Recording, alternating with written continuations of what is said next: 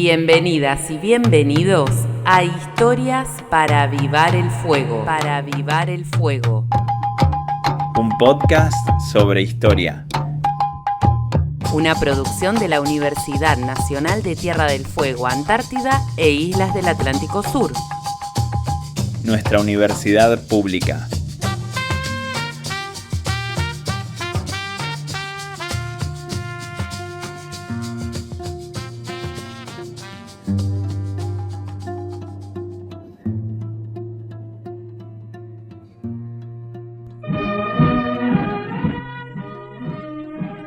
Está transmitiendo LRA Radio Nacional, el Servicio Internacional RAE, Radiodifusión Argentina al Exterior, y LS82 TV, Canal 7, juntamente con todas las emisoras que integran la cadena nacional de radiodifusión de la República Argentina.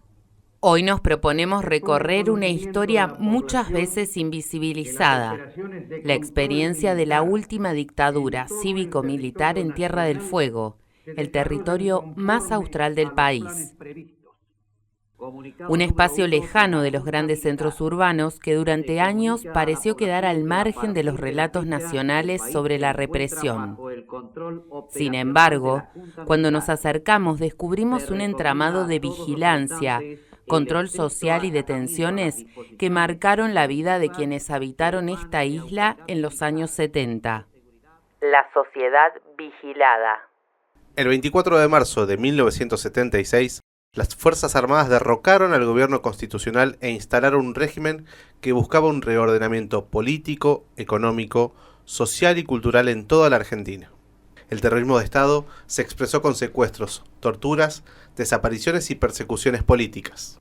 Pero, ¿qué sucedió en Tierra del Fuego entonces, territorio nacional? En este extremo sur, la presencia militar ya era parte de la vida cotidiana. Desde principios del siglo XX, la Armada ejerció gran influencia en la administración y el control del territorio. Cuando llegó la dictadura de 1976, esa impronta se profundizó. Los gobernadores designados eran marinos y la sociedad civil convivía con prefectura, policía territorial y bases navales. Muchos fueguinos crecieron con la idea de que aquí la dictadura no pasó, pero la historia, y sobre todo los testimonios y documentos, cuentan otra cosa. Desde las emisoras de Radio Nacional se advertía a las y los ciudadanos sobre cómo debían actuar ante los controles mediante comunicados oficiales. Se recomienda una vez más a la población, a fin de evitar inconvenientes, el transitar permanentemente con toda la documentación en regla. Asimismo, se reitera muy especialmente el no tratar de eludir los controles de tránsito sobre la ruta o donde se encuentren, a los efectos de evitar situaciones erróneas por parte del personal afectado a los mismos y que puedan derivarse en consecuencias que luego tendremos que lamentar. Señor poblador, recuerde que estos operativos forman parte del proceso de lucha contra la subversión en que está empeñado el gobierno de la patria. Esta es una forma más de garantizar su seguridad y tranquilidad. Es otra de las tantas maneras de tratar que usted se encuentre protegido. Historias para avivar el fuego. Un podcast sobre historia.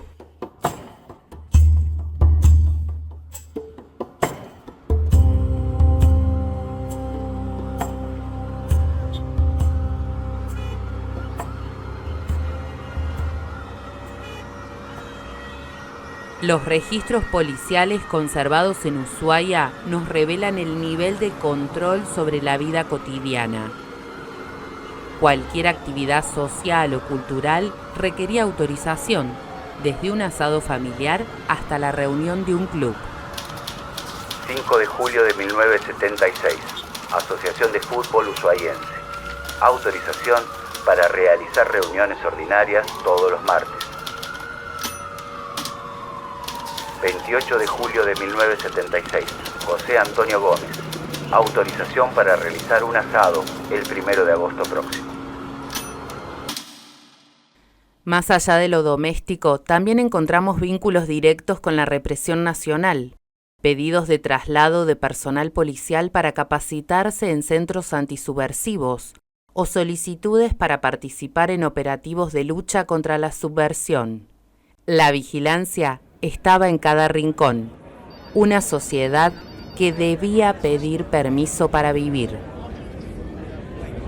¿De qué manera las Fuerzas Armadas ejercieron la represión en Tierra del Fuego?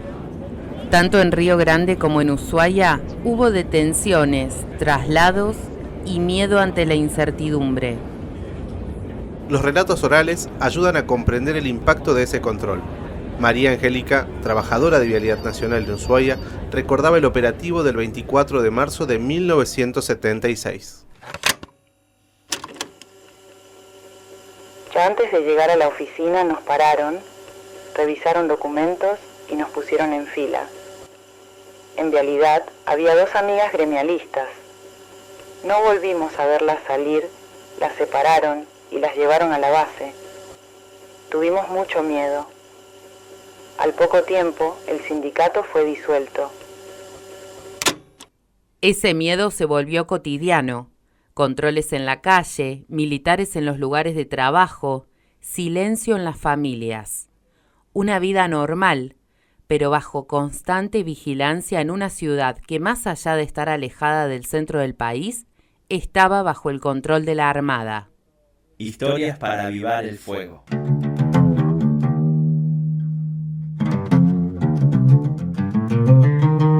Un podcast sobre historia. Aunque en Tierra del Fuego no existieron centros clandestinos de detención identificados, sí hubo presos políticos y traslados, incluso desde el 24 de marzo, en el que líderes políticos y sindicales fueron abordados por las Fuerzas Armadas o de Seguridad. En Río Grande, en 1976, un grupo de trabajadores de YPF fue detenido por tener imágenes del Che Guevara en una gamela del campamento petrolero, a pocos kilómetros del centro de la ciudad. Este caso fue registrado e investigado previamente por el docente investigador de nuestra universidad, Esteban Rodríguez. Mientras tanto, en Ushuaia, uno de los casos más significativos fue el de Carlos Zampati y su esposa Norma Beatriz Álvarez. Carlos fue apresado por infracción a la ley 20.840 y gracias a la intervención del juez federal Julio Corbalán recuperó su libertad en apenas 16 días. Ese gesto de coraje le valió al juez ser desplazado de su cargo. Así lo recordó en una carta publicada en medios de prensa locales en el año 2016. Es por eso que creo llegó el momento, espero que no demasiado tarde, de reconocer y agradecerle su coraje. Porque era eso, coraje, lo que se debía tener en junio de 1976 para contener las demandas del omnipresente jefe de la base naval que reclamaba por ese barbudo extremista apresado por un par de policías de buen futuro. Cualquiera en aquel entonces con barba y con biblioteca merituaba como para extremista. Porque eran agallas lo que usted tuvo para evitar que yo pasase a disposición del Ejecutivo Nacional e impedir el engrose de la lista de esa no entidad que son los desaparecidos. Porque fue por su valor que en un trámite express resolvió mi excarcelación en tan solo 16 días.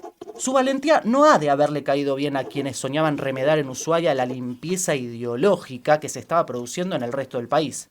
Ese, no me caben dudas, fue el motivo de su desplazamiento inmediato a juzgados menos gratos.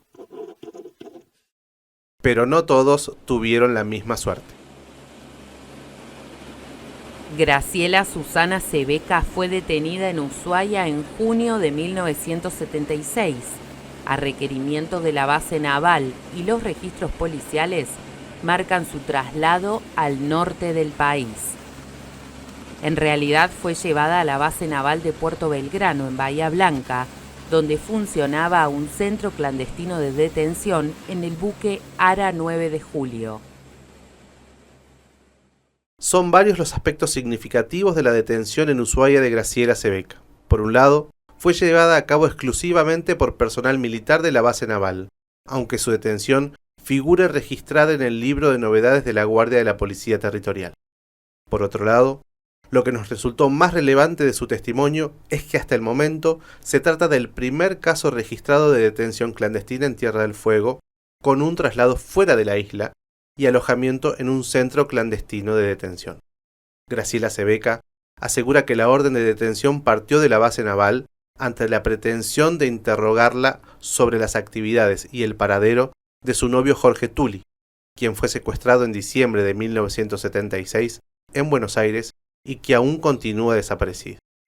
Graciela sobrevivió, fue liberada semanas después y décadas más tarde dio testimonio en la justicia. Su voz permitió visibilizar lo que hasta entonces permanecía oculto, que incluso en el confín austral se desplegaban mecanismos clandestinos de secuestro y traslado. En Tierra del Fuego aún no existen señalizaciones que recuerden esos episodios de represión. En cada aniversario del golpe se homenajea a jóvenes fueguinos desaparecidos en otras provincias, pero poco se dice de las detenciones, controles y persecuciones ocurridas en la propia isla. Reconstruir esta memoria es fundamental para romper con la idea de que la dictadura no pasó por aquí.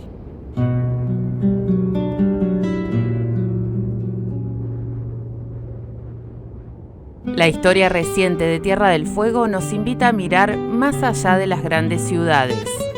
El terrorismo de Estado también se sintió en este extremo sur, en la militarización de las calles, en los sindicatos disueltos, en los permisos para la vida cotidiana y en los silencios que aún persisten. Hacer memoria en Tierra del Fuego es iluminar esas historias ocultas y reconocer a quienes resistieron en el lugar más austral del país.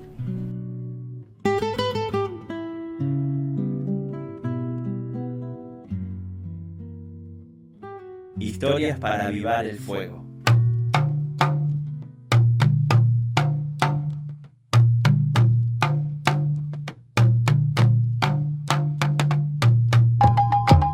Para el trabajo de investigación se relevó documental presente en archivos institucionales y académicos. Se entrevistó a habitantes de Ushuaia y Río Grande. Se tomó como base el trabajo de investigación realizado por la magíster Gabriela Fernández.